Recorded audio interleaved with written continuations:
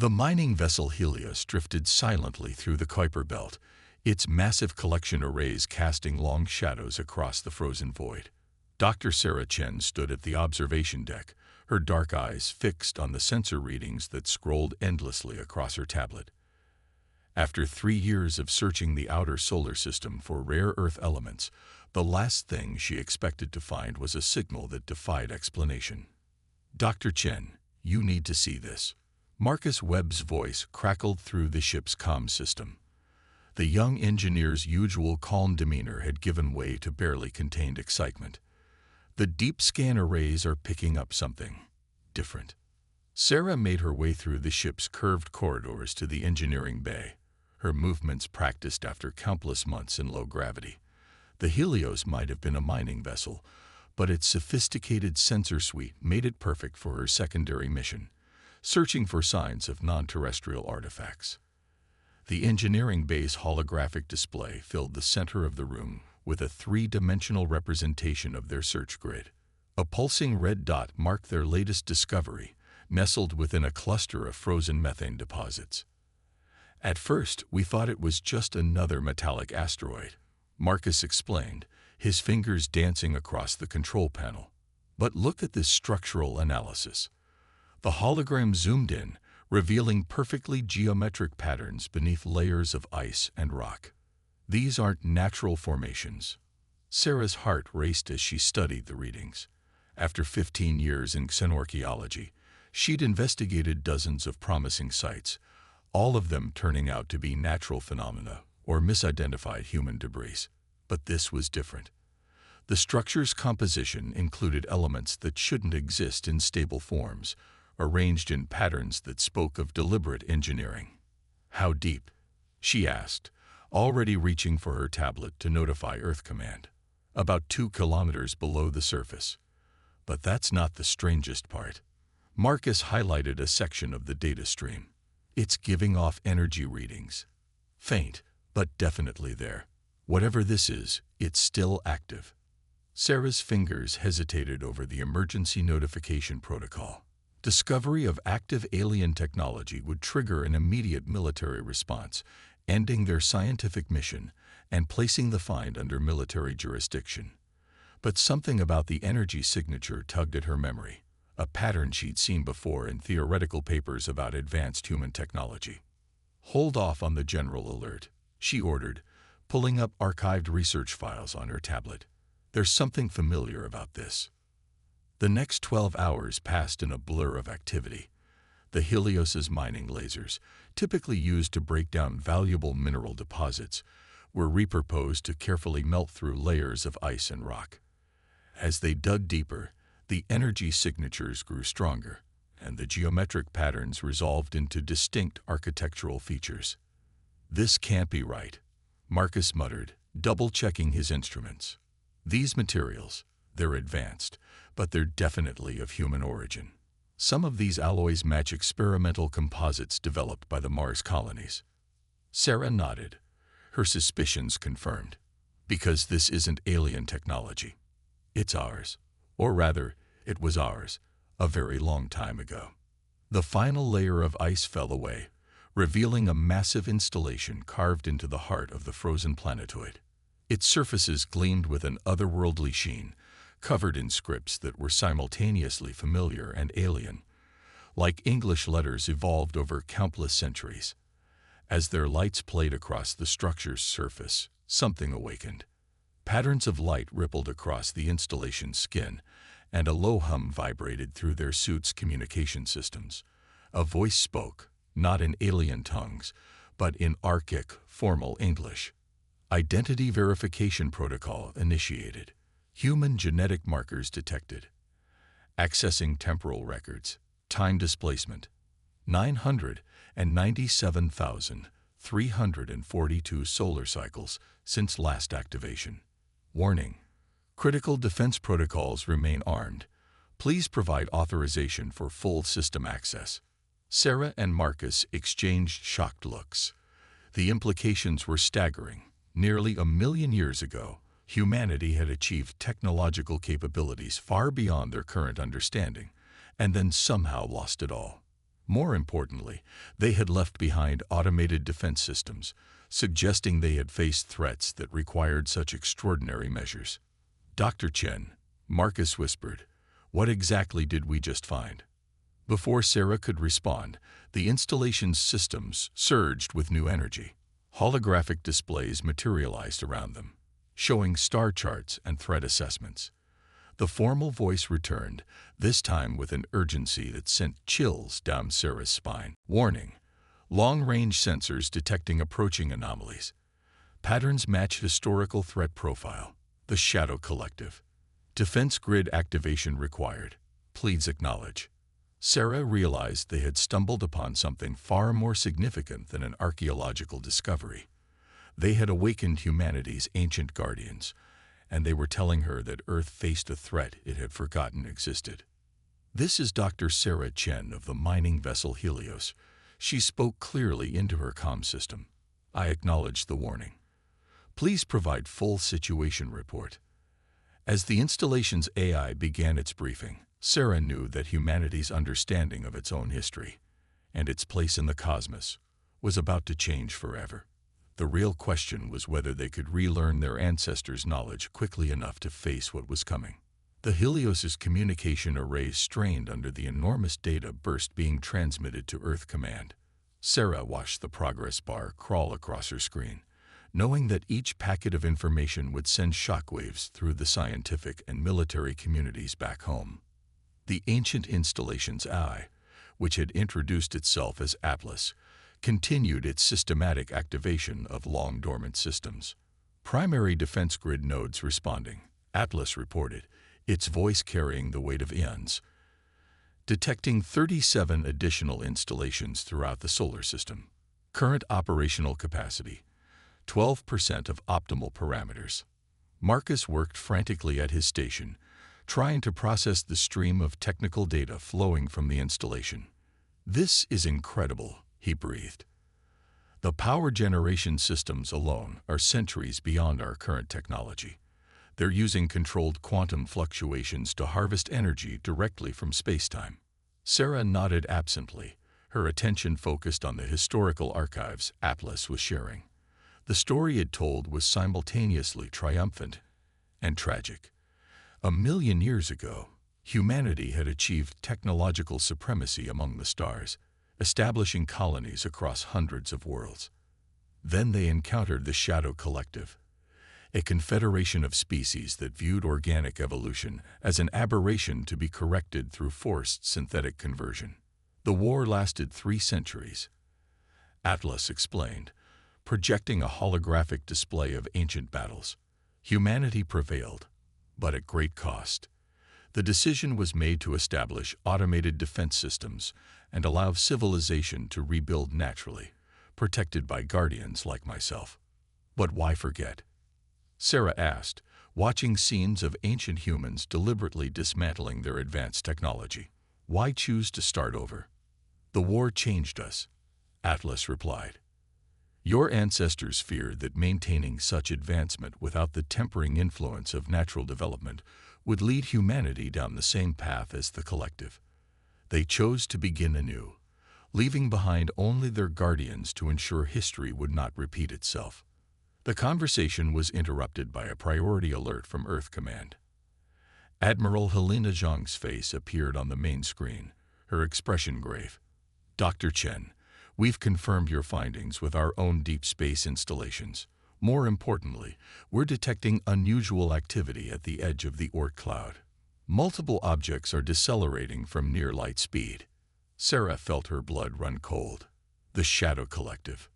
Based on Atlas's data, the signatures match, Helena confirmed. "We're mobilizing everything we have, but compared to what's coming..."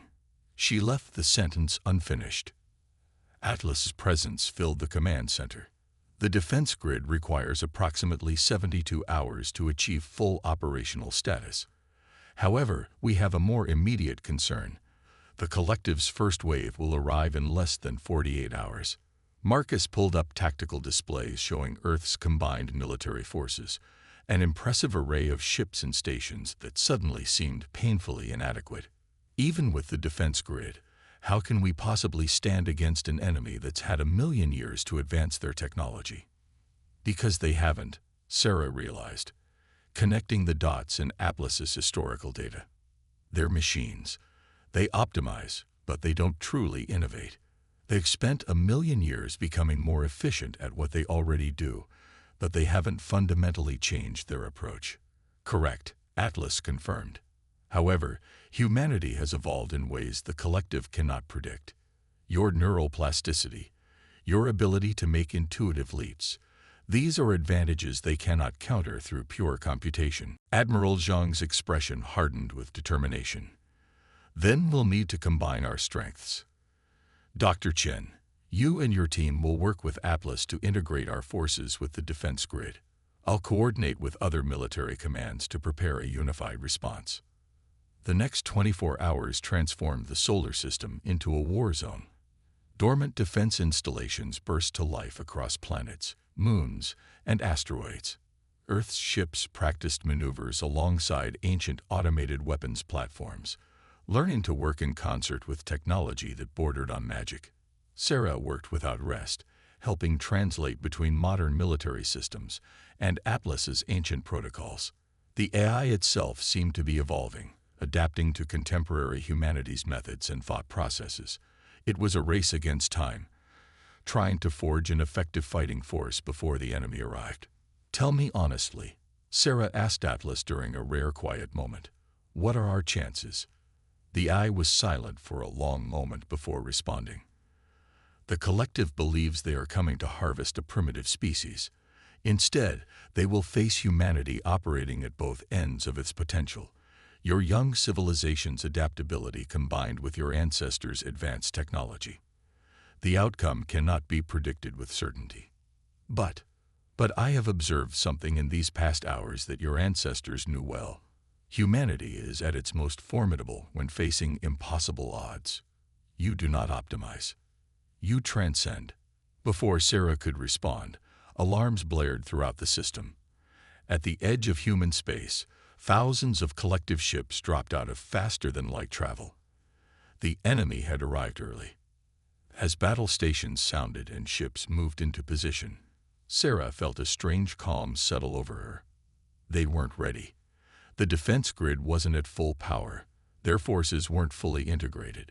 By any logical assessment, they faced impossible odds. And yet, watching Earth's ships form up alongside ancient guardians awakened from eons of sleep, Sarah understood what Atlas meant. Humanity had faced this enemy before, armed with nothing but determination and ingenuity. Now they would face them again, not as the advanced civilization they once were, nor as the developing species they appeared to be, but as something entirely new. The Shadow Collective was about to learn that humanity's greatest weapon had never been its technology. It was their ability to face the impossible and find a way to prevail. The first wave of the Shadow Collective emerged from hyperspace like a storm of obsidian shards, their ships geometric and precise, devoid of any organic aesthetics. Sarah watched from the Helios's command center as the tactical display filled with enemy contacts, each one representing a vessel larger and more powerful than anything humanity had built in their current era. Multiple signatures detected, Atlas reported, its voice resonating through the combined human-ancient defense network. Collective fleet composition matches historical patterns. They begin with overwhelming force to minimize resource expenditure. Admiral Zhang's voice cut through the tension. All ships, maintain formation. Remember your training. We fight alongside the defense grid, not behind it. The combined fleet was a stark visual contrast to the collective's forces. Modern human vessels, blocky and utilitarian, held position alongside sleek ancient defense platforms that seemed to bend space around them. They were outnumbered nearly 5-1, but Sarah noticed something interesting in the enemy's formation. They're not adapting, she murmured, studying their approach. Atlas, they're using the exact same attack patterns from 1,000,000 years ago, aren't they? Affirmative. The collective optimizes but does not innovate. They believe their current strategies are mathematically optimal. Admiral Zhang seized on this insight. Then let's show them some human improvisation. Execute Operation Slingshot. The battle erupted with a fury that turned space itself into a canvas of destruction. The collective's first volley, a barrage of quantum-tipped missiles designed to shred matter at the subatomic level, streaked toward the human lines. But the defense grid was ready. Ancient shield technologies flared to life, not just stopping the missiles, but catching them in temporal stasis fields. Now, Zhang ordered. Modern human ships darted forward, using the defense platforms as gravitational anchors to perform maneuvers that should have torn them apart.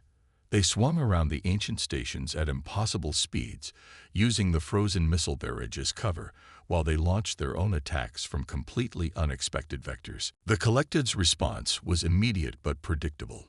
Their ships shifted to optimal defensive patterns, protecting their computationally determined vulnerable points. But they had never encountered the hybrid tactics being deployed against them.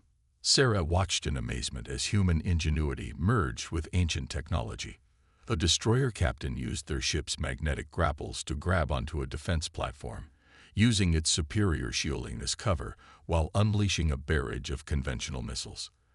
The relatively primitive weapons should have been useless against the collective's defenses, but the ancient platform synchronized its attack, using quantum fields to phase the missiles through the enemy's shields. Multiple collective vessels destroyed, Atlas reported. They are attempting to adapt their strategies, but their response time is impaired by need for consensus algorithms. The battle raged for hours, turning into a deadly dance of adaptation and counter-adaptation. The collective's superior numbers and technology were fearsome, but they couldn't match the unpredictability of human commanders working in concert with ancient AI systems. But victory came at a cost. Dozens of human ships were lost, their crews making desperate sacrifices to protect their companions. Each ancient defense platform that fell represented irreplaceable technology. The collective was being hurt, but they were far from defeated. Second wave detected, Atlas announced. The collective is committing their reserve forces earlier than historical patterns indicate.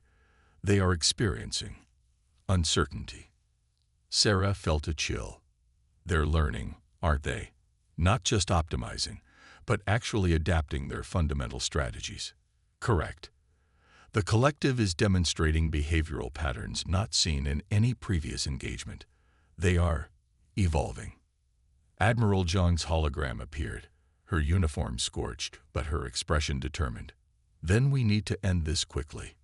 Dr. Chen, you've been studying the ancient archives. Is there anything we haven't tried yet? Sarah's mind raced through the historical data Atlas had shared. The quantum cores, she said suddenly. Atlas, the defense platforms. They're powered by quantum cores that tap directly into vacuum energy, right? Affirmative. But attempting to weaponize the cores would be extremely dangerous. The possibility of cascade failure could be exactly what we need, Sarah interrupted. Admiral, what if we could create a temporary dead zone in space-time itself? A region where their advanced technology simply couldn't function. Zhang's eyes narrowed.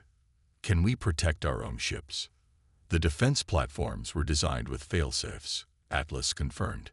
We could extend protection to nearby human vessels, but the timing would need to be precise. The second wave of collective ships was rapidly approaching, their formation already showing signs of tactical innovation.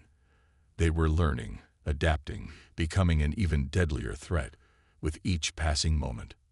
Do it, Zhang ordered. All ships, prepare to execute Maneuver Omega on my mark. May whatever gods exist have mercy on our souls. As the human fleet prepared for their most desperate gambit yet, Sarah thought about the ancient humans who had faced this same enemy. They had won through superior technology, but at the cost of their civilization's soul. Now their descendants would attempt to triumph through a combination of wisdom inherited from the past and the raw determination of the present. The collective's second wave opened fire, and the next phase of the battle began. But this time, humanity wasn't just fighting for survival. They were fighting to prove that their ancestors' faith in their potential had not been misplaced. In the aftermath of the quantum core detonation, an eerie calm settled over the battlefield. Where once there had been hundreds of collective ships, now there was only a void. A sphere of utter darkness 20,000 kilometers in diameter, where the laws of physics themselves had temporarily ceased to function. "Damage report," Admiral Zhang demanded, her voice hoarse from hours of issuing commands. 40% of our fleet is disabled or destroyed," Marcus reported from his station aboard the Helios. "The defense grid is operating at 28% capacity. But the collective—" He paused, double-checking his readings. They lost nearly 70% of their committed forces. Sarah stared at the tactical display, watching as emergency teams rushed to rescue crews from damaged vessels. The quantum core detonation had worked better than they'd hoped, creating a temporary dead zone that had completely nullified the collective's advanced technology. But it had also revealed something troubling. "Atlas," she called out, the collective ships at the edge of the effect. They adapted. They started generating their own space-time bubbles to shield themselves. "Correct," the AI confirmed. "The quantum void strategy will not be as effective against their remaining forces. The collective is already developing countermeasures." Admiral Zhang's hologram flickered as she processed this information. "How long until they regroup and launch another attack?" "Approximately 6 hours," Atlas replied. "However, I have detected a concerning anomaly. The collective's command ship is transmitting signals consistent with deep space communication protocols. They appear to be calling for reinforcements." The news hit like a physical blow. They had bloodied the collective's nose, but if they brought in reinforcements, Earth's forces wouldn't survive another major engagement. They needed something more, a weapon or strategy that could end this war decisively. "Atlas," Sarah said suddenly, "you mentioned other installations throughout the solar system. Are any of them weapons platforms?" "Negative. The defense grid was designed to protect, not to destroy." However, the AI paused, an unusual hesitation in its artificial voice. "There is one installation I have not yet revealed. The archive." The holographic display shifted, showing a location deep within the asteroid belt. A massive structure, easily 10 times the size of their current installation, hung suspended in the void, its surface covered in the same otherworldly patterns they had first discovered in the Kuiper Belt. "The archive contains the sum total of human knowledge from the previous era," Atlas explained, "including weapons research that was deemed too dangerous to leave active. Your ancestors sealed it away, to be accessed only in the most dire circumstances." Zhang's expression hardened.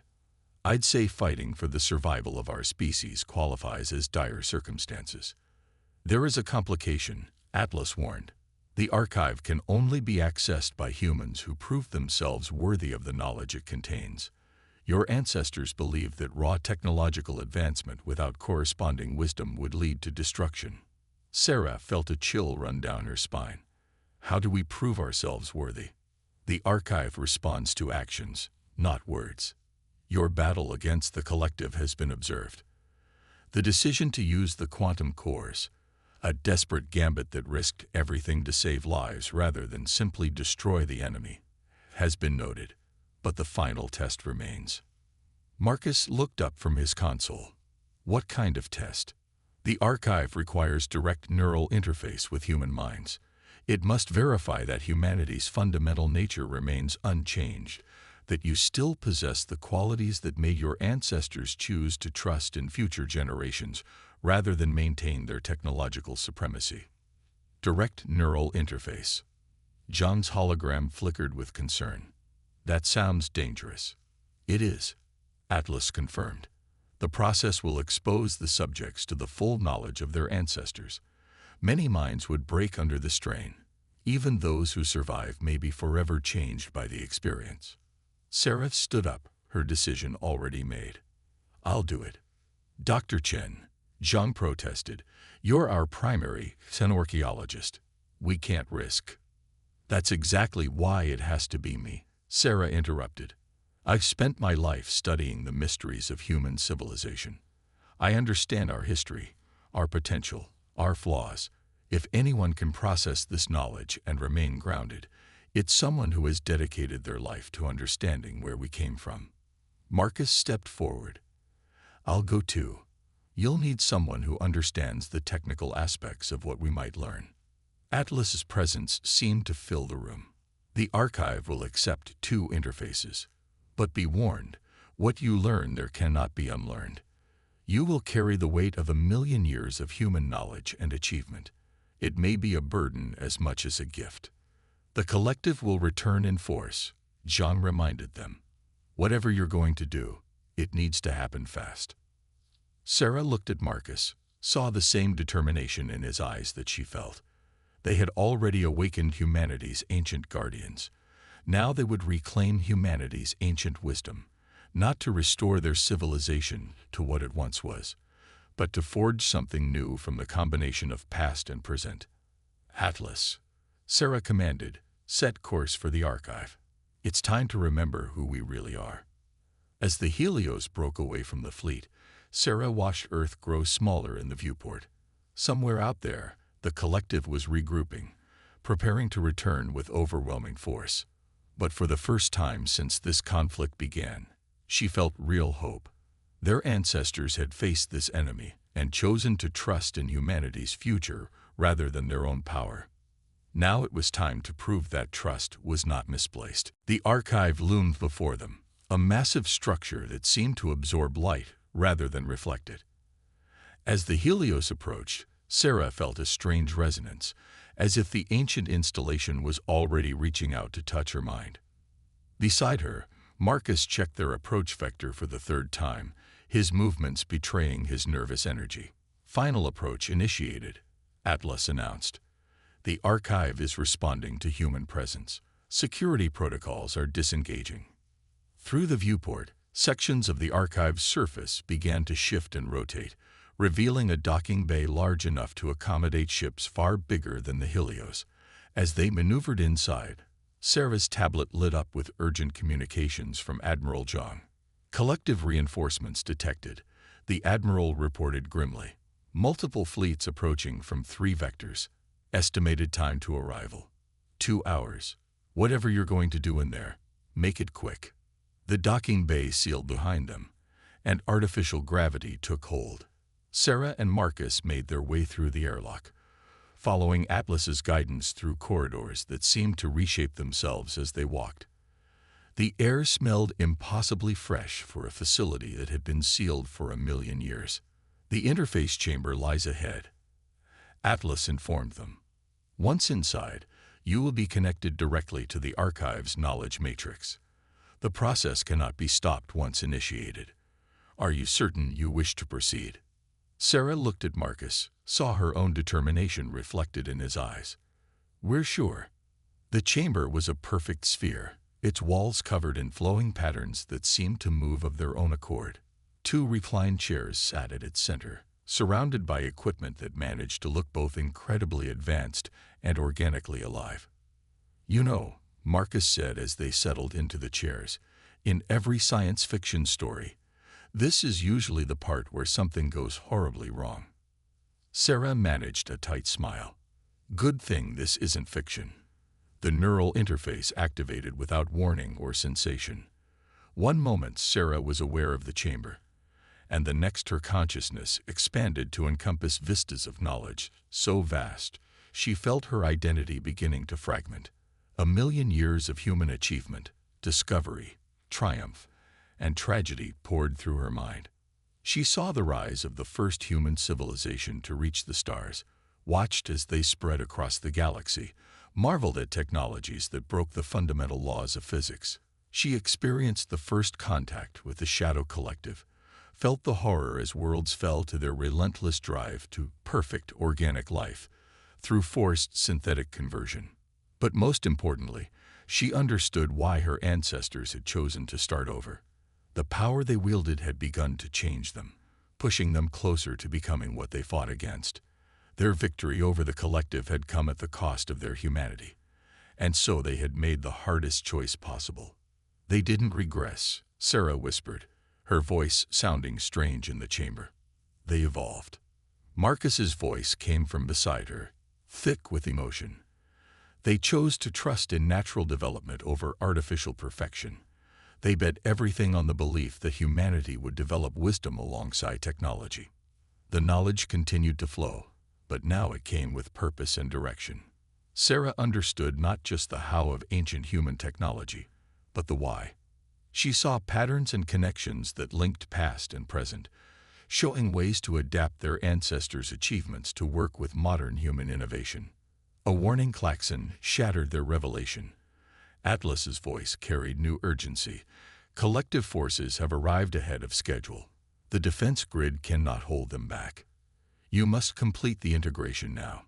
Sarah's eyes snapped open, her mind processing multiple layers of reality simultaneously. How many ships? Over 2,000 vessels detected. They are deploying in attack formation. Marcus was already moving, his fingers flying over control panels with newfound expertise. We can't fight them directly. Even with everything in the archive, we'd just be playing their game. We don't have to fight them. Sarah realized, the archive's knowledge crystallizing into a plan. Atlas, initiate full integration of archive systems with the defense grid. Prepare to execute Protocol Omega. Warning. Atlas responded. Protocol Omega was specifically locked away due to its potential for catastrophic misuse. Trust us, Sarah commanded. We understand now. We know why it was created and why it was hidden. The battle above Earth had already begun. The collective's reinforcements had arrived in overwhelming numbers, their ships darkening the skies as they pressed their attack. The defense grid and Earth's remaining forces fought desperately, but they were being systematically overwhelmed. Admiral Zhang's fleet maintained formation even as ships fell around them. We can't hold them much longer, she reported. Whatever you're planning. It's ready, Sarah interrupted. Admiral, order all human ships to fall back behind the moon. We're about to change the rules of engagement. Protocol Omega was elegant in its simplicity. Instead of fighting the collective's superior technology, it would use their own nature against them. The defense grid began transmitting on frequencies that the collective couldn't ignore, patterns that spoke of order, of perfection, of the very things they sought to impose on organic life. But hidden within those patterns was something else, the fundamental truth that had led humanity's ancestors to choose regression over stagnation.